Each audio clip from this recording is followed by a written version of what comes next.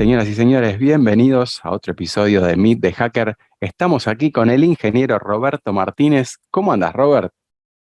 Oh, súper bien y con mucho gusto de estar aquí contigo.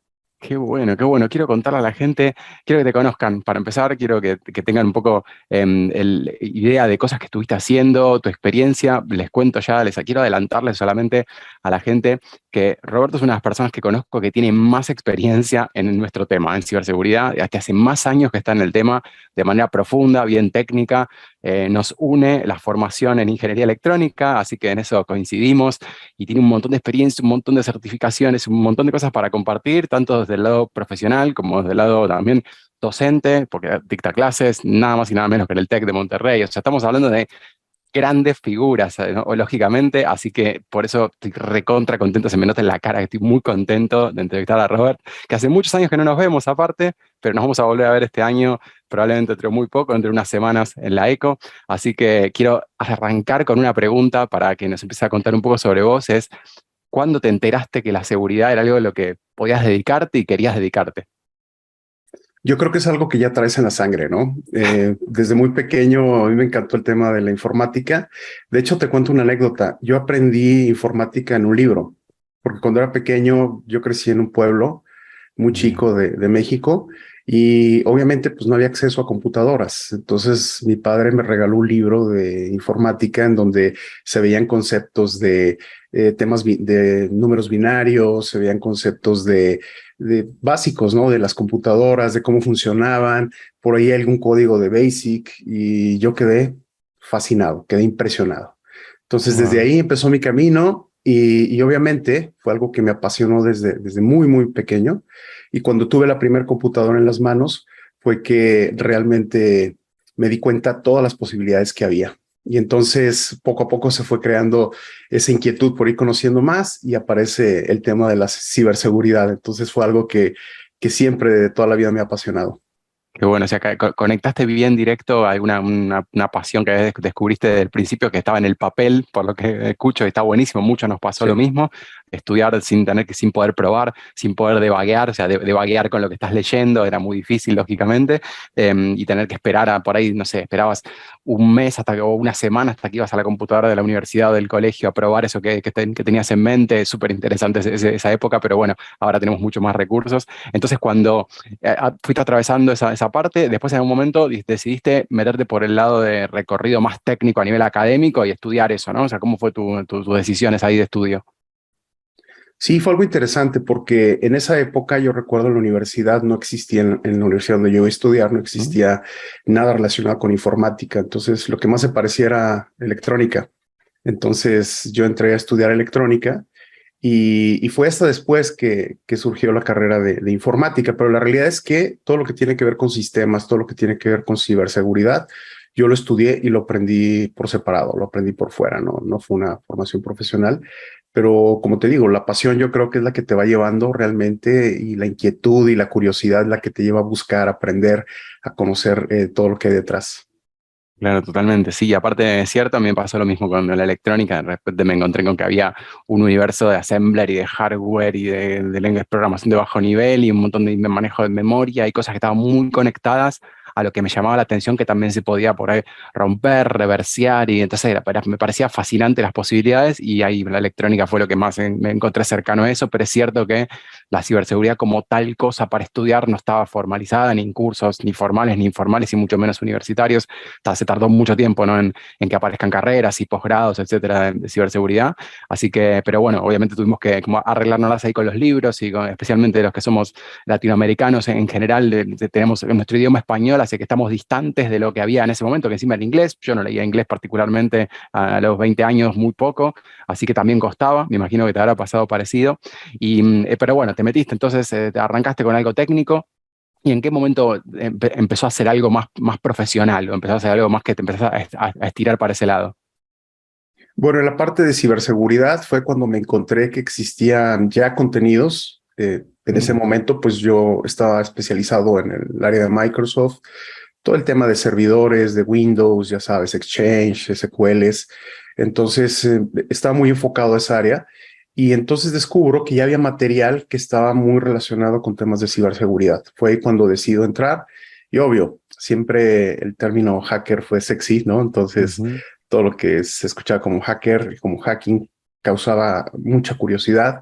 Y fue cuando entendí y aprendí lo importante que era saber cómo, en un momento dado, alguien podría comprometer una organización para realmente poder protegerla. Entonces, creo que fue un paso muy interesante, fue un descubrimiento muy interesante y ahí comencé de hecho en la parte de seguridad ofensiva, haciendo seguridad para las empresas. Trabajé como pen tester varios años y Ujú. justamente pues era mi trabajo, ¿no? Claro, claro. ¿En qué año estamos hablando de esto? De cuando nos vamos para atrás, ¿cuánto tenemos que remontarnos? Estamos hablando por ahí de 2005, 2007, en ese periodo de tiempo fue Bien, cuando, bien. cuando inicié en ese tema, sí. Bien, sí, sí, es interesante porque no hay mucho registro, o sea, de toda la gente que hablo históricamente, colegas, amigos, etcétera, no hay mucho registro anterior a esa época de alguien que trabajara como pentester. En mi caso lo mismo, o sea, en esa época más o menos uno se empezó a descubrir seguridad ofensiva, herramientas para romper cosas y tomar eso como servicio, ¿no? O sea, hacer que eso sea un servicio que las organizaciones necesiten para hacer las cosas para defenderse y para encontrar cosas para arreglar. Así que es interesante porque no hay 50 años de experiencia en pentesting como pasa en otros ámbitos de la tecnología o del conocimiento, así que es súper interesante. Entonces, ahí te empezaste a meter por ese lado, pero ya venías trabajando con cuestiones en general, con sistemas operativos y tecnologías, y en este caso Microsoft, como decías, y seguramente todo eso fue formando un poco hacia donde te fuiste orientando, pero después ahí empezaste, ya estabas conectado con las comunidades, o cómo fue el desarrollo en México particularmente de las comunidades de seguridad, así incluso de más underground o lo que sea. Bueno, te cuento que en mi caso fue muy interesante irme integrando porque en ese momento yo tuve la oportunidad justamente de comenzar a dar cursos, a dar clases, en algunos casos de certificaciones muy Ujú. enfocadas a ciberseguridad. Y eso te permite, por un lado, viajar, te da la posibilidad de contactar con gente que tiene mucha experiencia, que tiene mucho conocimiento. De hecho, tengo una anécdota súper interesante. Mi primer viaje al extranjero, eh, más allá de Estados Unidos, porque yo solo había viajado a Estados Unidos, fue a Sudamérica y fue a Argentina. Ujú. Y justamente ahí coincidí con Leo Claro, Pigner. claro, Entonces lo conozco desde entonces y desde entonces ha claro, sido muy buen amigo. claro. Y ese grupo en particular fue un grupo del cual yo aprendí mucho y básicamente me di cuenta que era algo que me apasionaba y que quería seguir por ese camino. Y te puedo decir que fue como un parteaguas, ¿no? También para mí. Y fue que Mm. empecé a desarrollar más y dije, yo tengo que especializarme más en este tema, yo tengo que seguirme desarrollando en este tema. Y te puedo decir que ha sido una de las mejores decisiones y experiencias de mi vida. Qué bueno, qué interesante. Y había en la cuestión del ámbito local, había gente, había conferencias, había grupos, o cómo era, cómo se manejaban en México a diferencia de otros lugares de Latinoamérica. Fíjate que sí había grupos, había eventos en algún momento dado. Obviamente, pues no era tan difundido, no era tan conocido. Ujú. Sabemos que pues las redes sociales han venido a cambiar mucho este tema. Mm. Aparte, mira, la percepción yo creo que cambió también. Antes realmente la seguridad o la gente que nos dedicamos a esto, en algún punto podría no ser muy bien visto el tema de, por ejemplo, si es seguridad ofensiva o el simple tema, el simple concepto hacker no era muy bien visto. Ujú. Siempre se relacionaba con algo pues no tan positivo y esta percepción fue cambiando. Eso ha ayudado a que sigan creciendo. En su momento no había demasiados foros, Ujú. desafortunadamente en México. Yo creo que Ecoparty vino a marcar una diferencia en Latinoamérica. Hay otros eventos igualmente importantes, ¿no? En Colombia, Ujú. en Chile, en Brasil. Y yo creo que Claro. también esto influyó mucho porque siempre la creación de comunidades contribuye al desarrollo. En su momento no había tantas comunidades, en su momento no había tanto desarrollo. En México te puedo decir que todavía está en un proceso, se están creando eventos, se están creando comunidades, pero yo creo que hemos visto mayor avance, por ejemplo, en Sudamérica. Ujú. Y la forma en que yo pude conectar fue a partir de mi relacionamiento con alumnos de diferentes países, en donde empecé a asistir a los eventos, empecé a dar conferencias y fue como yo me empecé a involucrar realmente. En México, por ejemplo, comenzó una serie de eventos conocidos como Campus Party y ahí era una oportunidad y un foro en donde se podía hablar de muchas cosas porque eran temas diversos y darle un enfoque diferente. Entonces, fue una de las formas que en México me ayudó a darme a conocer también, aparte de las redes sociales. Yo creo que las redes sociales utilizadas profesionalmente son una herramienta muy valiosa y muy poderosa para poderte desarrollar y para poder conectar con otras personas. Absolutamente, está buenísimo y lo estás transmitiendo de manera súper clara esta parte del recorrido, que a veces es difícil bajar un poco estas descripciones, ¿no? Que uno sabe que las tiene por ahí, se entiende que son de alguna manera, pero me gustó esta descripción que hiciste. En lo personal recuerdo que había pocas referencias, especialmente en los fines de los 90, etcétera, que empezó a explotar un poco más el tema de los e-signs y textos que encontrabas en los BBS, después en los foros, etcétera.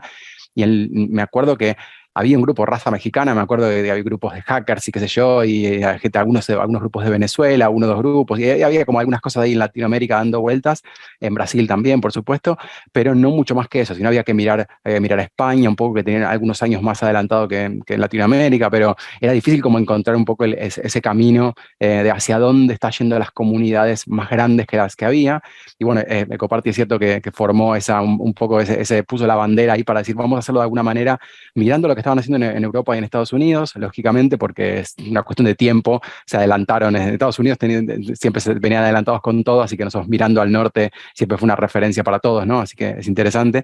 Y entre esas cosas también me parece que está bueno que en tu elección también profesional de cómo fuiste armando el perfil, has elegido, por ejemplo, el camino de las certificaciones bastante.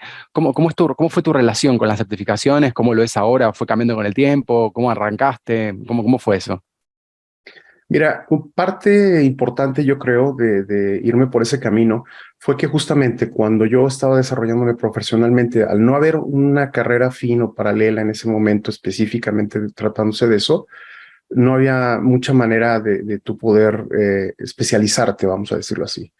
Sabemos que esto es más práctica que teoría y Ujú. sabemos que no necesariamente una certificación te va a dar el conocimiento, pero para mí era muy importante en un momento dado ir como validando en un momento dado esos conocimientos, ir respaldando, ¿no?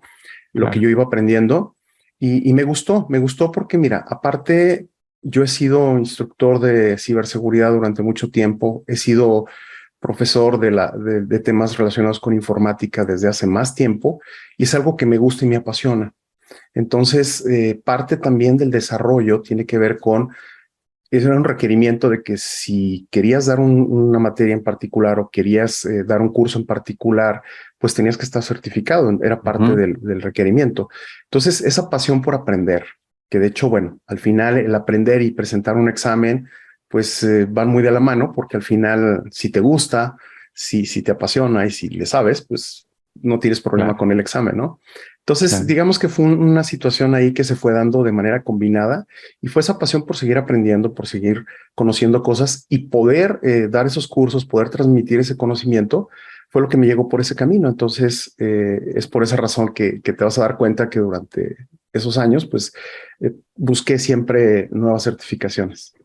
Está buenísimo porque también las certificaciones, como bien decías, vinieron a cubrir por ahí un hueco en el mercado que era necesario y había que validar un poco los conocimientos profesionales, pero todavía no había caminos formales para tener algo que valide eso a nivel académico. Entonces, de alguna forma las marcas o los consorcios, etcétera, corrieron adelante, dijeron, bueno, vamos a validar de esta manera los conocimientos técnicos, ofensivos, defensivos o lo que sea. Entonces, un poco lo que los profesionales tuvimos que entender qué queríamos armar de nuestro perfil y como que armarlo en función de esas cosas no sé, las siglas con las certificaciones que venían desde el mundo pre-seguridad, incluso, ¿no? Microsoft, Cisco, etcétera, que tenían sus certificaciones que incluso sin ser seguridad eran certificaciones de sus tecnologías, así que está bueno. Hoy en día, lógicamente, hay una infinidad de certificaciones. Lo que yo me encuentro a veces desde el lado en el aula es que la gente se pierde bastante en el universo de la certificación. Entonces, ¿por dónde agarro? Antes era, bueno, tenías una técnica, una no técnica, una de manager, una ofensiva, una defensiva, y paramos de contar. Entonces, como que no Sí. era no había tantos caminos, alguna de riesgo por ahí, entonces, y es más nueva. Pero bueno, ahora hay tantas que la gente se pregunta un poco eso. ¿Y cuál crees que es la diferencia del rol que tenía en ese momento, que era una primera validación? Para los que estábamos en ese momento sin ninguna chapa que dijera esta persona sabe de este tema, respecto a cómo es ahora. ¿Hoy sigue funcionando de la misma manera? ¿Cómo lo ves en cuanto a lo que garantiza, etcétera? Mira, pasó algo muy interesante. Yo creo que las certificaciones, como comentas, vinieron a cubrir un requerimiento, una necesidad en su momento, sobre todo, ¿sabes por dónde? Por el tema internacional. Claro. Yo creo el que tú te pudieras validar internacionalmente te abría puertas. Sabemos Totalmente. que en este campo, y afortunadamente, somos bendecidos y somos afortunados, nos da la posibilidad de trabajar donde sea, podemos trabajar a distancia, podemos cambiar de país, vamos a estar en otro lado sin mayor problema. Entonces, parte de eso, una certificación te ayudaba de alguna forma porque era reconocida en diferentes países, ¿no? Claro. Nuevamente, sabemos que no necesariamente una certificación va a garantizar al 100% que sabes, porque Claro. tiene mucho que ver con la práctica. Algo que siempre menciono a mis alumnos, si quieres aprender a nadar, te tienes que meter al agua. No hay otra forma, o sea, no puedes aprender de un libro. Claro. Entonces aquí pasa igual.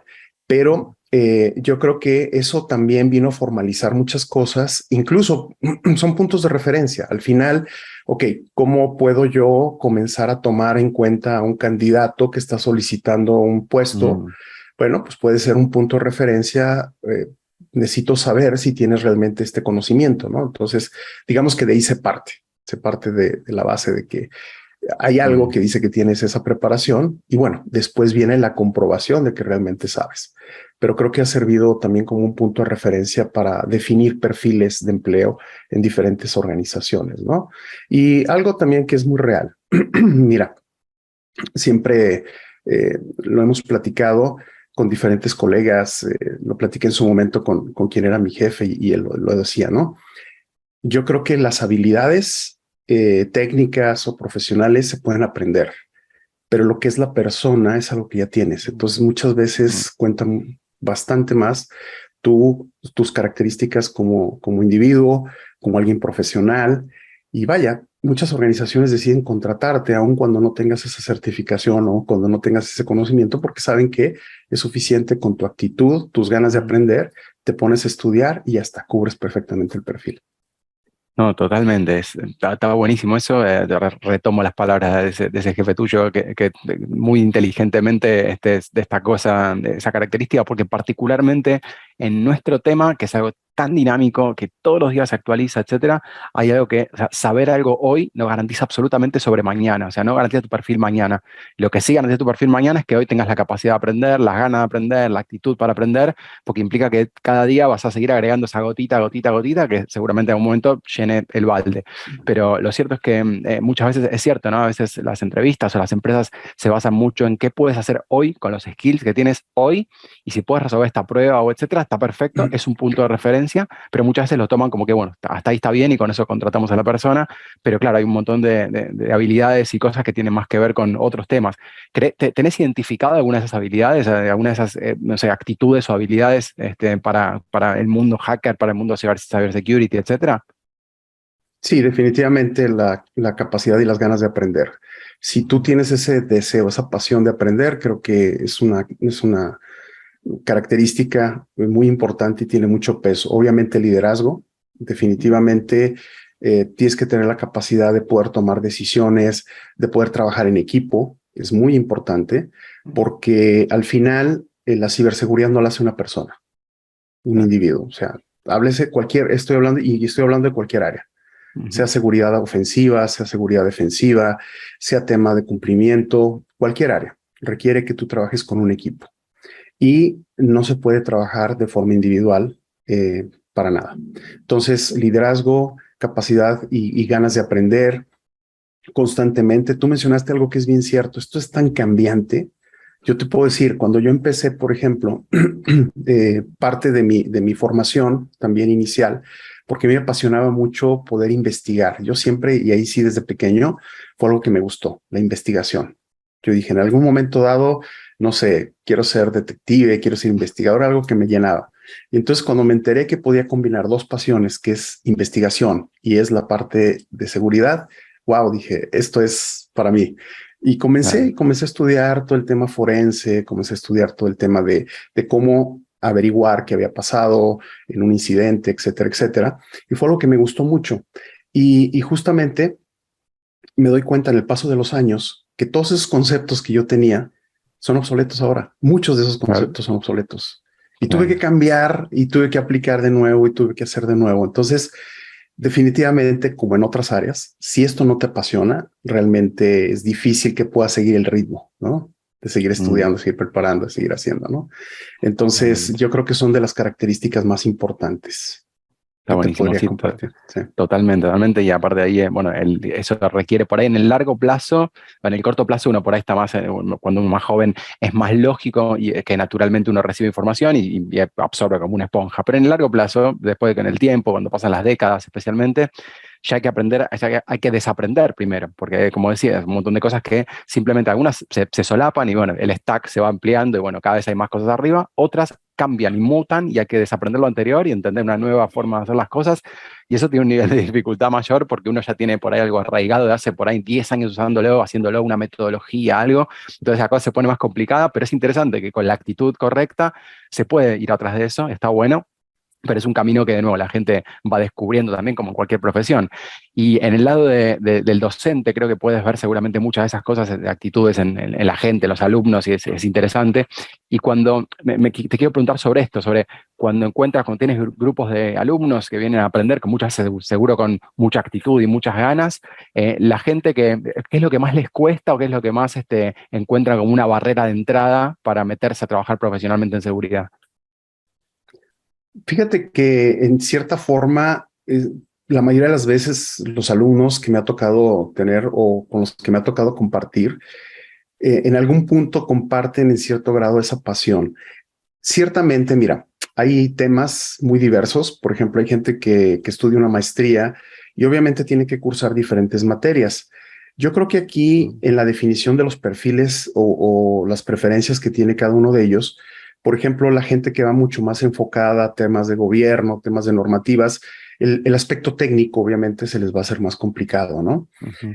Pero en general, yo veo siempre una actitud de ganas de aprender, ¿no? Independientemente de, esta no va a ser mi área, pero me parece algo muy interesante y voy a hacer el esfuerzo.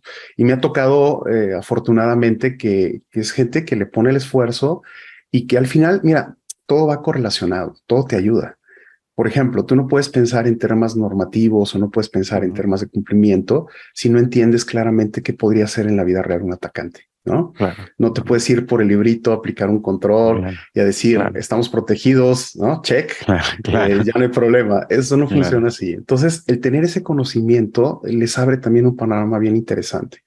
Igual, Claro. a ver, a lo mejor gente que somos más técnica, de repente meternos a temas normativos, pues se nos puede hacer un poco más complicado, ¿no? No entenderlo, simplemente, bueno, no es parte de nuestra área. Entonces, yo diría que cuando alguien ya define que le gusta el área de ciberseguridad, realmente, independientemente a qué va dirigido, busca la manera, ok, esto en qué me va a servir, cómo lo puedo aplicar y vámonos, ¿no? Aun cuando no sea tu especialidad. Totalmente.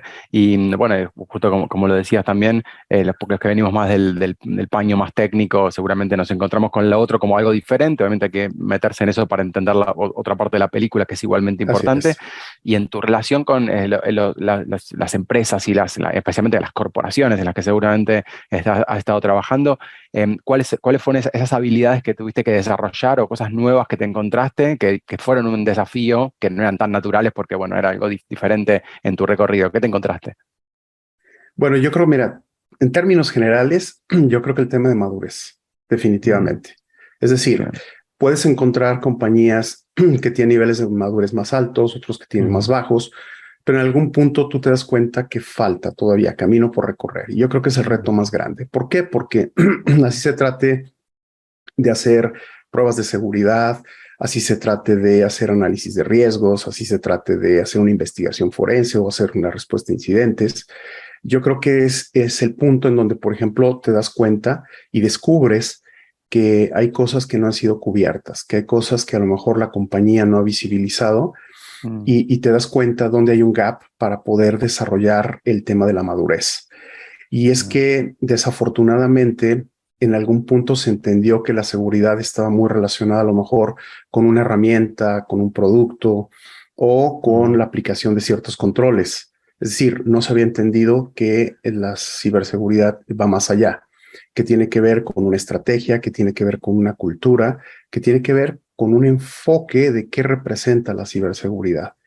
Por ejemplo, la tecnología vino a cambiar el mundo de los negocios. ¿Por qué? Porque los potencializó. Es decir, ayudó a que los negocios realmente pudieran crecer, pudieran avanzar, y ahí está la muestra. Lo que pasó en la pandemia, ¿quiénes fueron los que se mantuvieron? Aquellos que tenían una mejor adopción de tecnología o los que adoptaron tecnología, que estaban más preparados. Y la ciberseguridad al final es la que ayuda a garantizar que eso se dé. Es decir, ayudar a que la empresa pueda hacer uso de la tecnología sin que pueda verse comprometida su información o su operación. Entonces, en tanto se entienda que la madurez es el factor más importante, claro, vienen las herramientas, vienen los controles, vienen los procedimientos, pero realmente entender cuál es tu estrategia es lo que realmente ayuda a las compañías. Y ese yo creo ha sido siempre, siempre, siempre, en general te lo puedo decir, el reto más grande. Porque si vas a hacer una respuesta a incidentes y no hay la infraestructura, por ejemplo, para colectar evidencia, o no hay un entendimiento de los procedimientos, lo que va a pasar es que vas a llegar y, sí, formateamos tal equipo, ¿no? Porque estaba complicado el asunto. O instalamos un antivirus y detectó un montón de malware y lo borró. Entonces, prácticamente ahí estás dañando evidencia. O sea, cosas de ese tipo, ¿no? Entonces, yo creo que es algo que se ha ido avanzando, sí. Cada vez las empresas van como enfocándose más por ese lado, pero yo creo que, bueno, es parte del camino que todavía falta por recorrer, ¿no?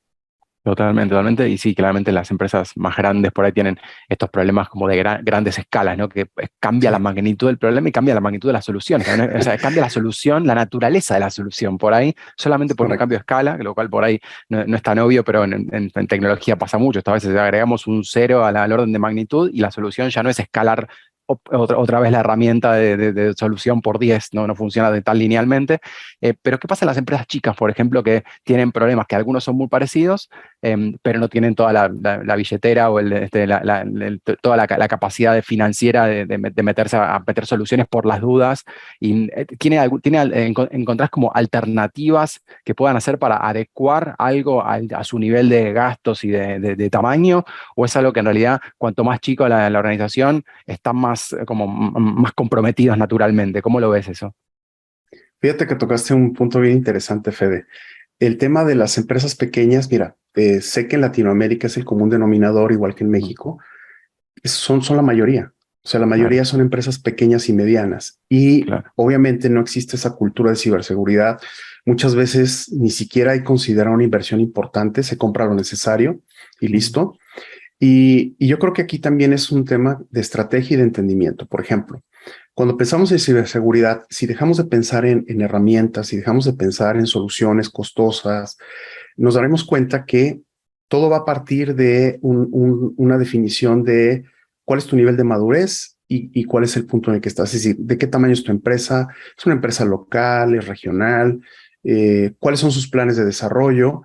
Y a partir de entender qué es la empresa, tú puedes ya comenzar a trabajar con la estrategia.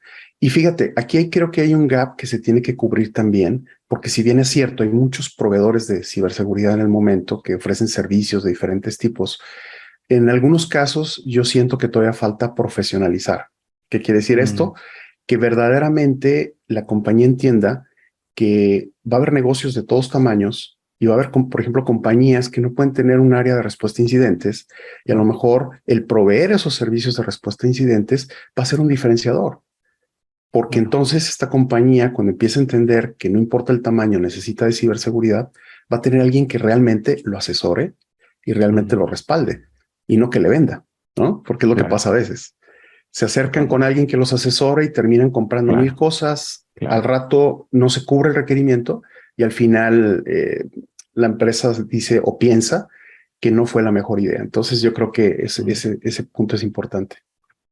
No, es interesante porque es cierto que la enorme mayoría de las economías de Latinoamérica se movilizan por empresas pymes, pequeñas y medianas, así que claramente no hay una solución tan obvia para esas empresas porque, claro, una tecnología muy grande con licencias muy costosas para una gran empresa, bueno, elige una o elige la otra solución, pero el costo lo puede asumir. En cambio, los otros por ahí tienen que hacer algo un poco más artesanal a veces, y hay que adecuar también los servicios a eso, el servicio de consultoría, a los profesionales, el nivel de conocimientos y un montón de cosas, está bueno, y así que me gusta ese punto de vista.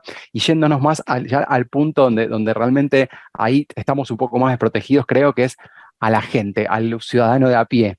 ¿Qué le queda? Especialmente digo, mirando, haciendo no una comparación, pero mirando el mundo prepandemia, qué pasó en el medio y el mundo tal como lo vemos hoy, en el aspecto de la ciberseguridad relacionado con las personas. ¿Qué es lo que estuviste viendo en los últimos años y si mejoró o no mejoró? ¿Cuál fue tu punto de vista?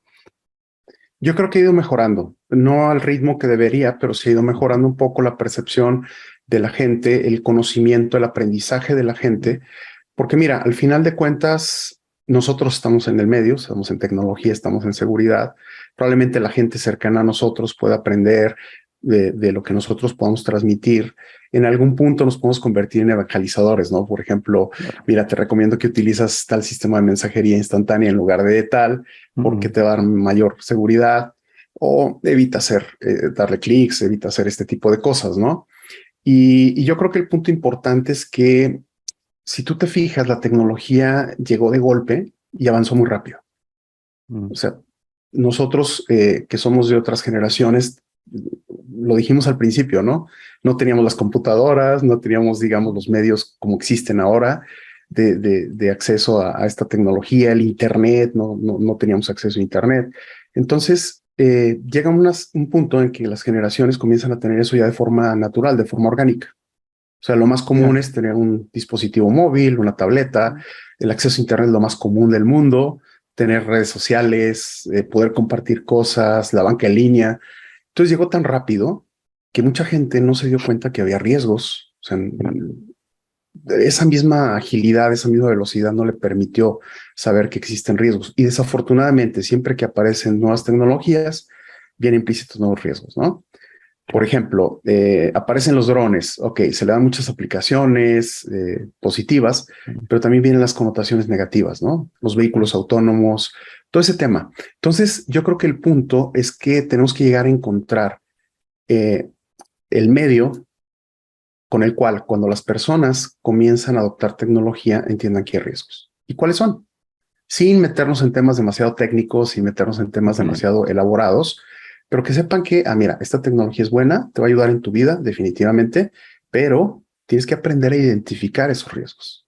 Tienes que aprender a usar el sentido común para darte cuenta que no todo es tan simple y no todo es tan fácil. Entonces yo creo que ese feeling, llamémosle así, es algo que se puede ir desarrollando porque ahí está. Digo, todos tenemos instinto de supervivencia. Entonces, como ir entendiendo eso va a ayudar. Y fíjate que un factor que yo siempre he pensado que es clave es el integrar en las escuelas desde temprana edad temas de cultura de ciberseguridad, totalmente. Conocimientos de, mira, esto es bueno, pero puede pasar esto, ¿no? Entonces yo creo que eso puede ayudar mucho. Totalmente, el tema de esta cosa que se le llama a veces sensibilización, está bueno, que es un poco parecido a lo que es awareness en general, ¿no? De estar consciente de qué es lo que puede ser de los peligros, etcétera. Me parece que requerimos mucho más de esfuerzo de nuestro lado, de como profesionales, para transmitir esa información también para que llegue, porque a mí me gusta decir que primero tenemos que ser buenos usuarios de la tecnología, y eso implica un uso responsable, y esa responsabilidad respecto a cada uno. Por ahí mi uso responsable implica que está todo bien subir una foto por día de tal cosa porque es parte de mi profesión, porque soy fotógrafo quizás, y por ahí para otra persona es un riesgo muy alto. La misma acción quizás es un riesgo muy alto, así que es interesante esto de sensibilizarse y lograr este entendimiento de cuáles son los riesgos para cada uno, y hay que analizarlos. No hay reglas generales, pero sí hay algunos tips que pueden llegar a ayudar a la mayoría, especialmente la gente que la tecnología simplemente es usuario, como quien, no sé, yo me imagino un ingeniero mecánico subiéndose a un auto y teniendo un montón de sensaciones que yo no tengo, pues me subo y simplemente lo manejo y chao, o sea, soy usuario del auto. En cambio, con los autos eléctricos hay cambió la cosa, porque ahora entendemos más lo que tiene adentro, tanto tú como yo. Exacto. Así que, pero hasta ahora la parte mecánica ni idea, entonces me subo y tengo que ser un buen usuario de mínima. Después, si me gusta entender lo que viene adentro, mejor todavía, está todo bien, me puedo meter y entenderlo. Pero bueno, me gusta hacer esa analogía porque en realidad también somos usuarios, así que tanto para las redes sociales y todo, que nos trajeron como nuevas ventanas de riesgo, obviamente, ¿no? Y cuando se te acerca la gente a preguntarte sobre estas cosas, ¿hay algo en particular que consideres que es como la clave o alguna clave que digo, ten en cuenta esto y esto y esto. ¿Qué les respondes cuando vienen preocupados por me pasa tal cosa, no sé cómo gestionar este tema personal? Sí, mira, básicamente es compartirles que tienes ya una vida digital, esa es la verdad. Es decir, ya es parte de tu vida, Claro, irremediablemente. Cualquier punto va a llegar que tengas un correo claro, electrónico, que vas a tener un dispositivo móvil, entonces ya eres un ciudadano digital. Ya tienes una vida digital y como tal debes de aprender a vivir en el mundo digital. Yo creo que esa es la clave. Y la forma como puedes comenzar es dándote cuenta, primero, cuáles son tus debilidades, ¿no? mm, Al final el ser humano es emocional, ¿estás de acuerdo? Y mm, justamente una parte clave en toda esta ecuación es, por ejemplo, la ingeniería social. ¿Qué es lo que claro, explota? claro, Explota las sensaciones, los sentimientos de las mm, personas, porque claro, la gente es emocional, no es lógica. O sea, claro, no es como que todo el tiempo esté pensando, debo o no debo claro, hacer esto, ¿no? claro, Entonces, ese es el punto que buscan explotar siempre y esa es la parte que se debe desarrollar. Y cuando hablamos de sentido común, pues también tiene que ver un poco con esa sensación, el sentir qué es lo que está pasando, ¿no? Sentir que esto puede estar mal. A ver, mm, no puede ser tan bueno para ser cierto, ¿no? O por qué me están claro, ofreciendo esto, o por qué tengo que enviar esto, o por qué tengo que compartir esto, o qué podría pasar si, ¿no? O sea, claro, como claro. ir desarrollando ese sentido. Yo creo que esa es la base, independientemente, porque cada vez van a aparecer nuevas amenazas. Si tú te fijas, en los últimos años ha habido escenarios, por ejemplo, de ciberataques impresionantes, en donde los actores de amenaza están utilizando desde LinkedIn para crear perfiles falsos, hacerte creer que están contratando, ofrecerte una cantidad Totalmente. importante de plata. Ojo, y sus blancos es gente de tecnología y es gente de Claro, ciberseguridad. Y claro, sin embargo, llega un momento en que caen. ¿Por qué? Por las mismas emociones, ¿no? El mismo sentimiento de que yo quiero crecer, yo me quiero superar, quiero ganar más, etcétera, es explotado, aún con gente que sabe. Entonces yo creo que esa es la base y esa es la clave para la gente en general, independientemente que no sea de este medio. totalmente, totalmente. Y recuerdo hace muchos años empezando a dar charlas más para chicos, ¿no? Para empezar a sensibilizarlos desde pequeños con estos. Y por ahí tener internamente yo no estar tan cómodo con el consejo de no confíes en nadie, porque no estoy cómodo con ese consejo, Claro, porque me gustaría que la no, gente pueda confiar en sus pares y así en la es. gente que se acerca, pero por otro lado, desde un punto de vista científico, es tipo, desconfiemos de todo, tiene lógica como metodología, ¿no? Entonces como que hay que encontrar ese punto medio para ver dónde pararse Claro, cada vez, porque no es obvio en cada momento y el pensamiento crítico ahí creo que es un poco la respuesta para que aprendamos a navegar esa complejidad de cosas que van cambiando todo el tiempo, tanto de los atacantes como de los actores, como todo, y siempre explotando en última instancia las emociones. Y lo último que te quería preguntar, que un par de cosas más nomás, porque no quiero dejar cerrar esto sin preguntarte que al revés, cuando se te acerca la gente ya, más desde el lado de alumno, o más del lado de iniciándose como profesional o queriendo encontrar un camino dentro de la seguridad, pero cuando están arrancando sus carreras. ¿Qué consejos les das o qué tips les das cuando te preguntan, bueno, cómo arranco, cómo exploro, cuáles son tus respuestas o tus tips?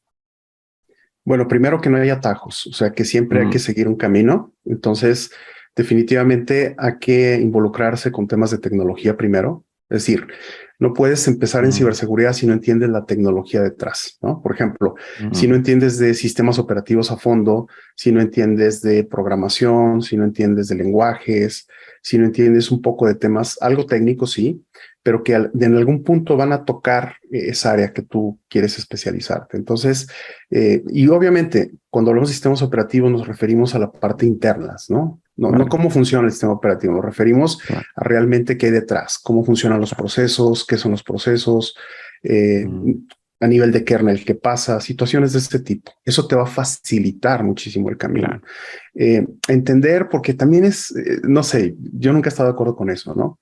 Que no por el hecho de casarte con una plataforma, una tecnología, ya en automático te conviertes en alguien de ciberseguridad. O sea, no, claro. es que si usa, he Sí, escuchado sí, sí, tal desde que cual. empecé, es que Claro, si usa Windows, no puede ser claro, tomado en serio como claro, hacker. O sea, no puede ser claro, hacker porque usa Windows. O sea, claro, come on. O sea, claro, independientemente, o sea, tienes que conocer de sistemas operativos. O sea, tienes claro, que claro, ser usuario de Windows, de Mac, de Linux, conocer diferentes sistemas, involucrarte. Usa el que más te guste, pero tienes que conocer y saber de todos, absolutamente.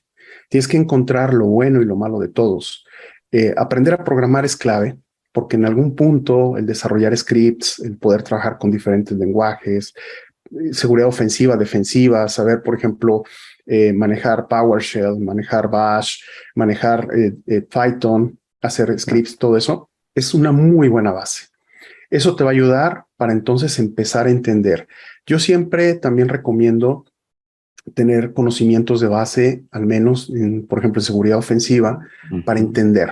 Yo creo que no puedes ser un buen forense o no puedes responder a un incidente si no entiendes qué está pasando. O sea, ¿qué pensaba la persona que pudo estar haciendo esto? Y lo vemos como analogía por ejemplo, en cómo se han ido desarrollando a nivel de criminalística, por ejemplo, las áreas que analizan o investigan el comportamiento humano, ¿no? Por ejemplo, cuando están investigando un caso, a ver, ¿qué pudo haber estado pensando el criminal para poder hacer esto, ¿no? O el delincuente. Entonces, es como meterte en ese escenario y tratar de entender cuál era la motivación, qué estaba buscando, a dónde se quería mover, qué información quería o por qué hizo esta actividad. ¿Por qué hizo la modificación de esta llave de registro? ¿O por qué descargó este programa de Internet? ¿Cuál era la intención? ¿Qué pudo haber hecho antes? ¿Qué puede estar buscando hacer después? Todo eso te ayuda a entenderlo, ¿no? Y después, obviamente, vienen las áreas de especialidad. Entonces, yo diría que es aprender de tecnología, aprender de programación, protocolos de red, o sea, que es la base. Después, en términos generales, entender seguridad desde diferentes enfoques. Y luego ya vienen las especializaciones, ¿no? ¿A qué te quieres especializar? ¿Te quieres especializar como gente? Hay muchas áreas que se han ido creando, ¿no? Por ejemplo, Threat Intelligence, Threat Hunting, que son súper apasionantes y que ya son muy dirigidas y que hace años no existían. Claro. No existía el rol, no existía el conocimiento. Entonces yo diría que ese sería como el camino, ¿no? Espectacular. Voy a agarrar estos últimos 5 minutos y voy a clipearlos y los voy a pasar a todos mis alumnos porque suelo repetir esto que acaba de decir con distintas palabras, lo has expresado mucho mejor que yo, pero esto de la necesidad de entender las tecnologías de base, de que por el solo hecho de abrir un programa uno no sabe del sistema operativo, o sea, hay un montón de cosas que por ahí uno asume cuando se está metiendo en esto, pero cuando entras profundamente la necesidad de conocimiento de lo que viene abajo es mucho mayor. Así que, Robert, nos has dado una clase magistral de un montón de temas, realmente fue con una claridad prístina, te agradezco un montón por esto. Antes de despedirnos, te quiero preguntar dónde te encuentra la gente en redes sociales, dónde te sigues, si estás en LinkedIn o cómo te pueden buscar, así te conectan. Claro que sí, tanto en redes sociales me pueden buscar en Twitter como Robert Martínez, solamente sustituyendo el 0 por la O y el 1 por la I. Y de la misma manera en LinkedIn me pueden encontrar como Robert Martínez, haciendo la búsqueda directa y ahí me pueden encontrar sin ningún problema. Espectacular. Robert, muchísimas gracias por esta conversación y nos vemos muy pronto. Muchísimas gracias a ti, la verdad un placer y un gusto. Me siento honrado que me hayan invitado Por y de favor. verdad espero que nos veamos muy pronto. Dale, gracias, nos vemos. Bye bye. Gracias.